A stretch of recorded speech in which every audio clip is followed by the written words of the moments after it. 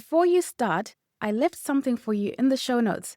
If you've been creating content but not seeing it connect, or maybe not in the way that you hoped, the 3-minute founder voice quiz will show you why. And once you know your natural voice, everything you create becomes clearer and converts better. It's below. Take it before you forget. Now, let's begin. The small business success statistics suck. And by that, I mean, not even half of the businesses that start in any given year will make it to their third year or their fifth year, statistically speaking. Marketing is a place where you can drown. That's such a place that I can dig into and feel extremely productive while procrastinating the one thing that keeps my business alive, which is selling. Your clients have all the answers that you want. They have everything. Behind every client is you getting to know more about you, your business, what you want to put forward, how you're going to do your delivery, and what they really want. There's only one thing that a business eats, and that's cash. So cash flow is oxygen. As soon as you take your eye off of the incoming cash concept, your business starts to suffocate. Give yourself more grace and just decided to do it imperfectly until you get it right.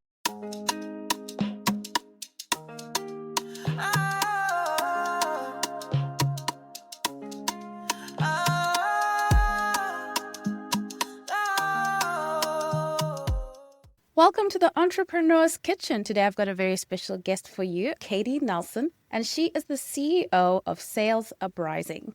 Katie is known as the sales catalyst. So if you're having problems with your sales, if you're thinking about your sales all the time, pick your ears because you want to listen in on this conversation.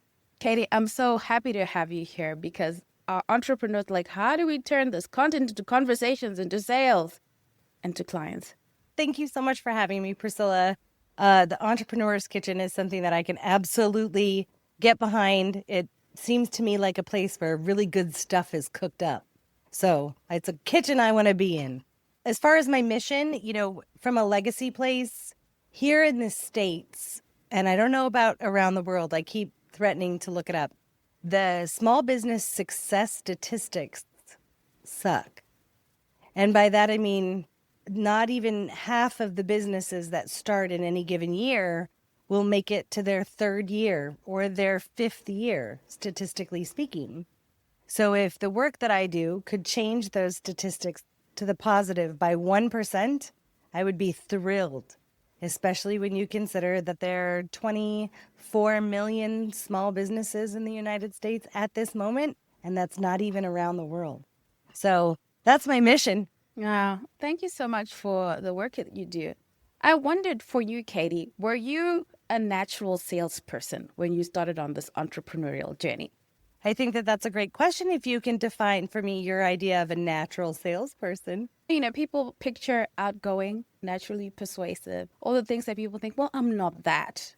I'm wondering, was this something that came to you naturally? So from a very young age, I think I decided that I was going to be in sales, but probably not because I had an aptitude for it, but because it was a job you could get as a teenager. Working in a call center was a job you could get.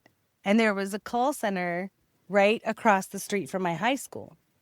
And because I wanted to work, right, I was one of 3 kids in the 80s. If I wanted to go to a movie, I wanted to have my own movie money, so I didn't have to ask my parents for it. I think that that's how I fell into it. I don't even think I looked for jobs. I was like, oh, I know they take kids, so I'll go work there. And the bigger story, both my parents were entrepreneurs. My bonus mom, Sally, was the CFO of her family company, and my dad owned his own machine shop. And I grew up listening to business conversation. And I kind of always thought, oh my gosh, like maybe if they had a really good salesperson, they wouldn't have any worries in the world because there'd be enough money for everything. So in the simplest way a kid can make a connection, I think that's kind of what I thought. Do I think I have the natural skills it takes to be a salesperson? The answer to that is that you really just have to like humanity. And I do. I like humanity. So I'm authentically curious about everything. Some people could call me nosy, like when I was a kid, because I would ask all the questions all the time. Well, why is that? And why is that? And why is this over here? And tell me more. And, how do these things go together? How could they go together differently? I'm sure my parents were like, oh my gosh, please go sit in a corner and read a book. So I would go do that too. And what I tell my clients, the ones who feel like maybe they don't come to their business with that particular skill set, like this authentic curiosity or the strength to engage in a conversation, I tell them that introverts sell better than extroverts because statistically speaking, that's true. So, yes, I have a wildly outgoing personality, Priscilla, and ultimately it gets in my way as a salesperson because I like to talk. And when you're doing a good sales job, you're not talking so much as you're listening. Now you flip that on us because now I'm like, okay, introverts do a better job than extroverts. You got to unpack that. And being outgoing and bubbly and talkative is actually working against you. Why? Tell us more, Katie. So people have an assumption that salespeople are great talkers. And they have the assumption that what they're going to get is a whole bunch of information that they don't want. So knowing that I'm naturally outgoing and that I'm talkative because people can hear me from across a room, as an example, they think, oh, she's going to try and sell me something. Nothing will kill a deal faster than, oh, she's going to try and sell me something. Introverts don't walk into a sales conversation the same way as an extrovert does. And because they are quieter, because let's be clear, the difference between introverts and extroverts is where you get your energy, right? And introverts get their energy when they have the ability to be their most creative selves in a quieter space. Whereas I find my energy talking to the garbage man. I can talk to anybody, but sales at its heart isn't about that. It is about connecting, but introverts have the ability to connect just as much as extroverts. Just because you're an introvert doesn't mean that you also hold the quality of shy. My best friends on this earth are introverts. And when you get them going on a topic that they know and have passion about, they could run you over just like I can because they're so strong in their conviction about a particular topic. So they're not shy people, they're just introverted. So introverts have an almost innate way of diverting conversation from themselves to draw in clients so that clients will be talking or prospects, which is ultimately what you want in an effort to be able to convert to a client. So good. Why do you think that many first-time founders avoid selling? I know everyone is in this online behind the computer world. Maybe you came into your business and you didn't have the skill set of selling. And just like every to-do list in every home for every person, everywhere, the things we don't want to do or don't know how to do or are nervous about doing automatically fall to the bottom of the to-do list. So what rises to the top are the things we might be more interested in, the things we want to learn about, say marketing. It's easier for me to think, how do I put myself forward online in a logo or in a color? So I take classes from experts about marketing. That's such a place that I can dig into and feel extremely productive while procrastinating the one thing that keeps my business alive, which is selling. I love that you just led us there because now, people think, okay, we got a marketing problem or maybe we have a selling problem. Okay, what's the distinction? So at the end of the day, marketing absolutely has a place. If you are a first-time founder, right? So my specialty is in the startup phase of business. So for service-based business owners that are looking to get to their first $250,000 or really clearly their first 6 figures, marketing is a place where you can drown. You have all this bootstrap money, right? You have all this money that you either saved or that you've decided you're going to spend, one of the two. Not all of us are intentional entrepreneurs. Some of us are accidental entrepreneurs. We're taking advantage of an opportunity that our life provided. So I maybe didn't save to start a business. Maybe I just said, okay, I can make it work. So you've got 2 handfuls of cash. And by the time you look up after you've developed your website and you've learned all of the classes about social media, 1, you're out of bootstrap cash. So now there's no more money to put in the business. It's the fastest way to kill your business because here's the God's honest truth. Your business marketing will really be hot, sexy stuff once you actually have a couple clients. Why do you think that is, Priscilla? You know Right? what they want. You now know it's not an assumption anymore. Your clients have all the answers that you want. They have everything. Behind every client is you getting to know more about you, your business, what you want to put forward, how you're going to do your delivery, and what they really want. So your marketing in the beginning, pish talk, like throw up a lead page, have your name be on it. I think I had a website that said Sales Uprising in like this. I started this business 9 years ago, so work with me. It had this like ombre color. I mean, it was hideous. It was horrible. It was awful because I am not a marketing guru. I am a sales guru. So I was like, all I need is for me to be real on the internet. I think it literally said, Sales Uprising business coach, call Katie at this number. I may or may not even have had an email address on it. And it was for 5 years. And I just let it sit there because my clients weren't on the other end of a website. My ideal client is not scrolling to find their next business coach. They'll be introduced to them by someone. They'll have seen me somewhere. They'll have heard me speak. So then they're like, oh, here's a phone number. Oh, why do I have a phone number? Oh, that's amazing. Maybe I should just text her. So, you'd get texts or whatever. Some people would call you. For 3 years, I didn't look into it. I got clients instead. Now, to the person who's listening, who's like, oh gosh, Katie, that's what I've been doing. Okay, well, what should I do now? Wonderful. So for 3 years, you didn't have a website. And now your business is up and running. Maybe you're making your first 6 figures, right? Fantastic. You've done your budget, right?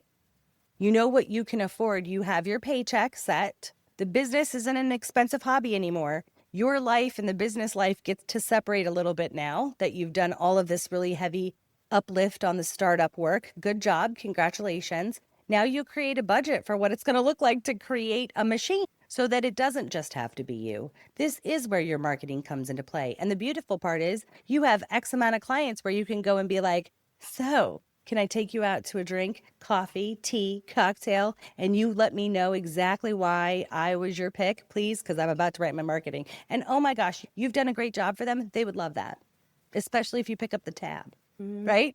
So they're happy to talk about it. You've done a great job for them. Go ask them. Get your testimonials, right? From the very beginning, get your testimonials. Don't do marketing, but you better scoop up those. Oh, I love him. I love her. I would work with them, right? Scoop them up, scoop them up, scoop them up. And then when you finally get your marketing ready to go, think about it. You guys, I can't tell you how many people I've given this advice to, and they do it anyway. Nope, Katie, I'm already started. I've already got half my website built, so I'm just going to keep going. 6 months later, they come to me and say, I get it now. And the one difference is that now they have clients. They didn't get their clients through their website, but they now have clients and they can see how that marketing reads differently because their clients gave them the answers. They can see themselves through the eyes of their ideal client profile. Here's the other thing about that. How many of you started your business and knew who your ideal client profile, target market, or niche? Lots of ways to say it. How many of you knew who that was? It's okay. You can say none. Right. Because it's still just our idea. It's our idea of who that is until it's a buyer. The people you do business with, the people I did business with in my first year of business, aren't the people that I do business with now, 9 years later. Your target market is almost ever evolving because you as the CEO, founder, president of your business are ever evolving, right? I'm sure there are people who listen to the Entrepreneur's Kitchen and they're like, oh my gosh, Katie, you're so right. I got it so wrong in the beginning. So true, because I remember you have this idea of like, well, who do I want to work with? Oh, I'd really love to work with them. And then you realize, no, actually, you do not love working with them and they are not the client that you're after. And that was not enjoyable. It might have been the person you thought, oh, I could kind of be friends with them. I can picture working with them, but no, maybe that's not your ideal client. So I get how this sort of evolves over time. As you work with people, you get a sense of them, you get a sense of yourself, a sense of what is more profitable, of where are you best positioned. All those kind of things come into play. Now, Katie, you've built your business around the phrase cash flow is oxygen. I wonder what made you land on that message. So Sales Uprising is the third business I've owned. I've owned 2 previous businesses in professional services and staffing. And the last one of those businesses, I grew to a $6 million run rate in under 3 years. And the only thing that, if there's one thing I've learned in over a decade of being a business owner, is that at the end of the day, regardless of me, the one who created and birthed it all, there's only one thing that a business eats, and that's cash. So when we're talking about the human side of it, we need to make sure our oxygen mask is on first. There's no job harder than being an entrepreneur, and nobody quite gets it until they have to do it. Like, you're having a bad day, you can even yell at your kid, right? Johnny, quit bothering me.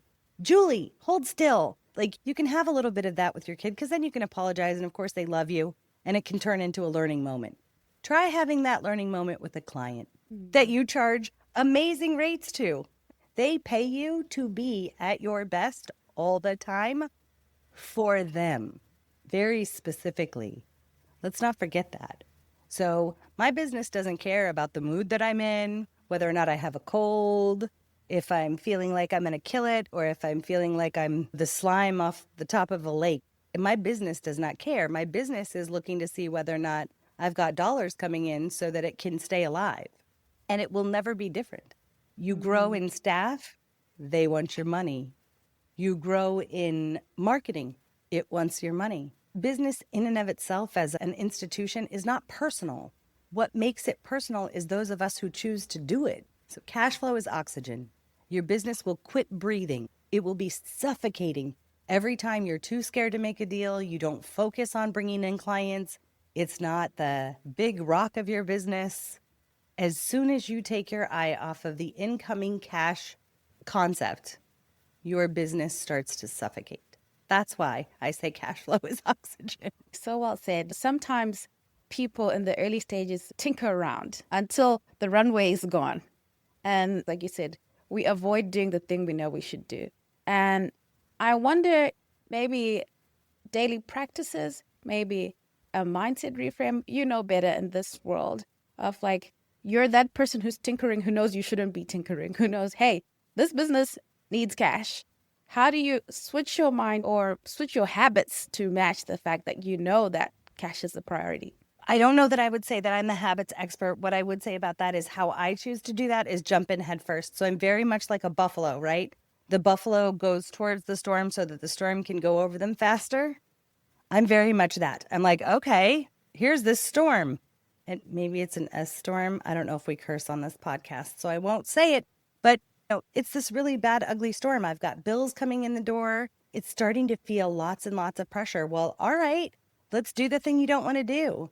Because what I can guarantee you is if you focus on sales, you will get exponentially better daily. If you are spending 4 hours of your time per day for a week and being wildly present to the conversations that you're having, what you're hearing, you're actively listening, right? You're not listening to be able to speak. You heard from Katie Nelson that your potential clients have all the answers for you.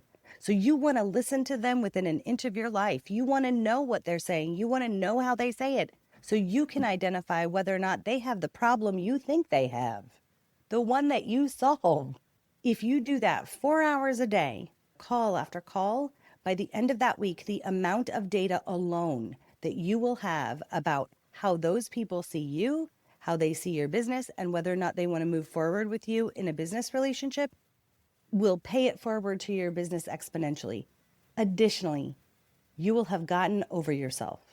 You will realize hearing this stuff does not kill you. It doesn't.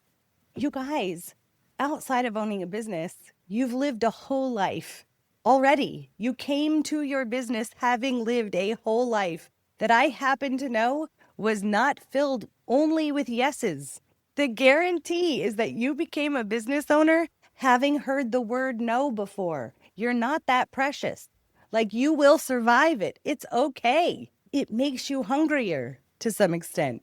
Well, so no, you don't want to do business with me. Can I ask you why? You and I just had this amazing exchange about how what I do is solve the problem you have. So can you tell me where the disconnect is for you?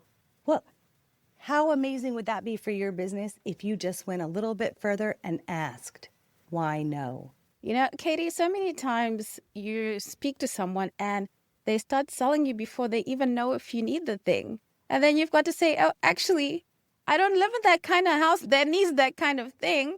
But you never gave me a chance to tell you that I don't need that thing. And I don't know if it's maybe fear, where you just rush in to tell the person what they need, or maybe not knowing. So I'm thinking maybe you could tell us one key to getting the sale right early. Just one key. Just one. Priscilla, you're mean. Give us I more. would say, what I would say is, do you know what is important to you in your business? Is money the most important thing for your business? Yes, because it needs to breathe. But bots don't buy, humans buy. So at the end of the day, you actually really need to be very interested in the human. So you see someone at a networking event and you want to sell them something for their house. Instead of selling them something, why don't you ask them what kind of house they have? So what you just said goes very much into what we spoke of a little bit earlier. It has more to do with listening than it has to do with talking. People buy from people they know, like, and trust. I'm not going to get to know you until I get to have a conversation with you.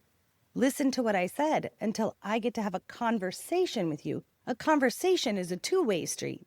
That means it's not just about me. In sales, it's never just about me. So it's always about the connection you make with another person. So if there was one thing, I would say put you on the back burner. You already know about you.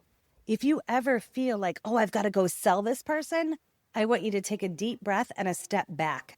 I was on a podcast earlier this week, and a guy said something that is just so hideous to me. He said, you can smell commission breath a mile away. Now, you have to understand, at one point in time, I was a commission-only salesperson.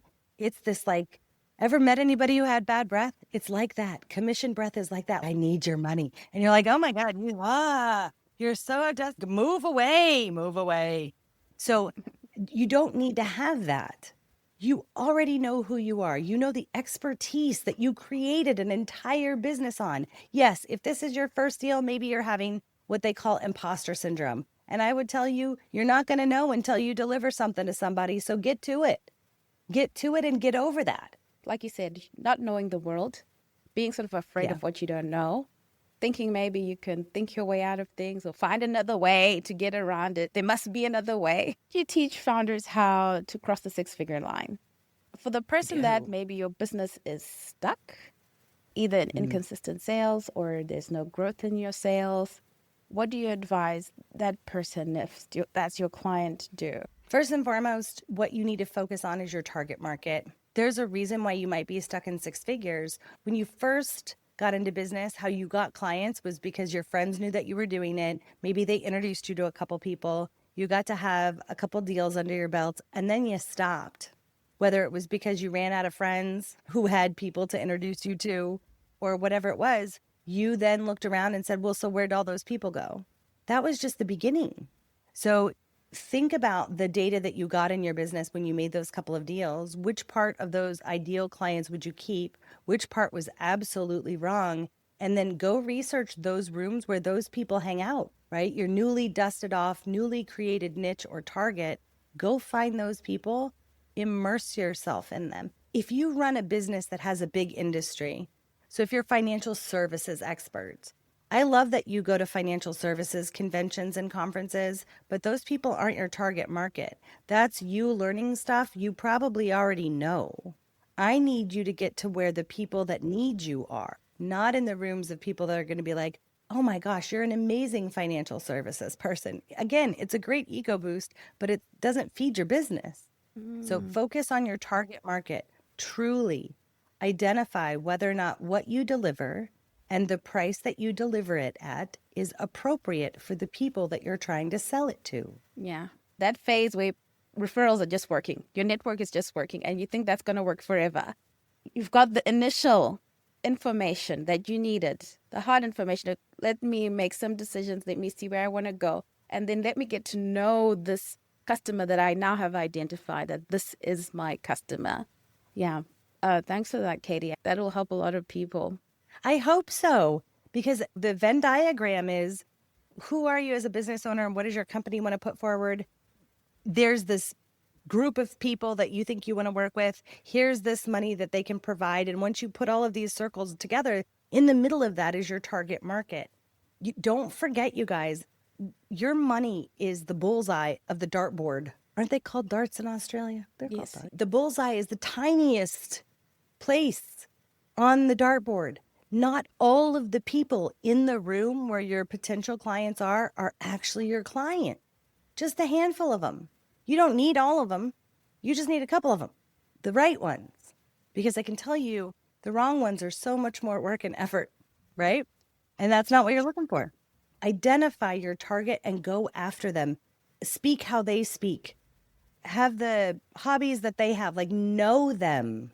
Because then not only are you the expert in your financial services or whatever it is that you're looking to sell, but you're the expert in them. Who doesn't want to buy from that? It's interesting because even when you think about just the way that people group one another, the moment you meet someone who likes what you like, automatically you just hit it off. So if you know your target market, that's a huge opportunity there. Katie, if you could share the most important lessons you've learned in sales and maybe how you learned them, that would be interesting. Golly, Too many. what a delightful question. No, nobody's ever asked me it. So here's what I'm going to say. What I've learned about sales is Murphy's Law of Sales. Assumption will kill all deals. The exact moment that you think you're hot, that you know your ideal client profile and you don't need them to talk anymore because you have them, you got this for them, the things that you assume will be the exact places that your deal will die. You assume their budget, no deal. You assume that they have the problem to the same level that you think they have the problem, no deal. You assume that because you know them, they know you, you like them, so they like you, no dice. And it happens so often. And when was the last time I learned it? I don't know, frequently. Once every 6 months. In sales, you start to get ahead of your skis, I think is the saying, right? You build momentum, and things are just popping and popping and popping. And so maybe you start forgetting a couple of questions hither, thither, and yon. And always it will be that first conversation that I have where I've not asked all of my qualifying questions or re-qualifying questions. It will be that. And I'll be like, look at what you did, Kathleen. In that voice, you talk to yourself like your mother did when you were a kid, right? Look at what you did. You made a mess. You made a mess of it. Because the truth of the matter is that that person was probably a good client for me, and I'm the one who messed it up. So I have to make the decision, am I going to start all over again with the relationship and do it the right way? Or do I just let that poor business owner float off into a sea of, oh my gosh, I can literally tell you that in 6 months they're not going to have enough money to have their business go forward? There you go. To the audience that's listening. Katie, just to finish this off, I'm just going to ask you, let's see, 5 quick questions. Just kind of like a rapid round. Okay. Katie, the biggest sales lie you once believed? That you will always be at the top of your game. Once you get there, you'll always be there. The first step to creating a sales pipeline? Knowing who your target market is. One sentence that prospects open up to? Tell me about your day. Your favorite objection? Time. I don't have any time. The metric that you watch like a hawk? My clients' outcomes. Thank you so much, Katie. Please, to the audience, Katie's the CEO of Sales Uprising. Katie, are you online or where can people get to know more about you? I now have a website, Priscilla, so you can go to www.salesuprising.com. You'll now even get to see a picture of me. So there's a way to contact me through that. But if you prefer to go on LinkedIn, I'm Katie Nelson, Sales Catalyst. You can join my newsletter, watch where I'm traveling, watch what I'm offering, keep in touch. You can just book a calendar. I love to talk to people and I love to listen. Get on my calendar, go to YouTube, look up all my funny little YouTube stuff. Now I'm everywhere, Priscilla. Oh, I'm not on X and I'm not on Discord. It's probably easier to say where I'm not. But yeah, so LinkedIn, Facebook for both the SalesUprising.com and for me personally at Katie Nelson. Thank you so much. To the audience that's listening, I think this conversation has been great. The heart of it, you've got to love people. You've got to love humanity. And I love the perspective that you've brought to sales. Just get it done. Just get it done. And you'll get better as you go. Katie, is there a last thing you'd like to say to our audience? I love that. Let's go with that. Quit giving yourself such a hard time. You've set such a high bar for yourself that you think you need to knock it out the park your first go at it. Assume that's a lie because it is. You don't. You can only get better.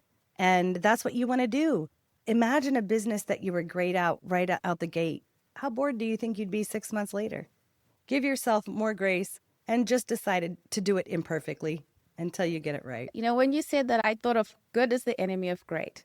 So if you're starting out and Yep. you're not good, that's awesome. You get an opportunity to be great. Put in the reps. Yes, Thank I you do. so much, Katie. Have a great day, Priscilla. Thank you so much for having me.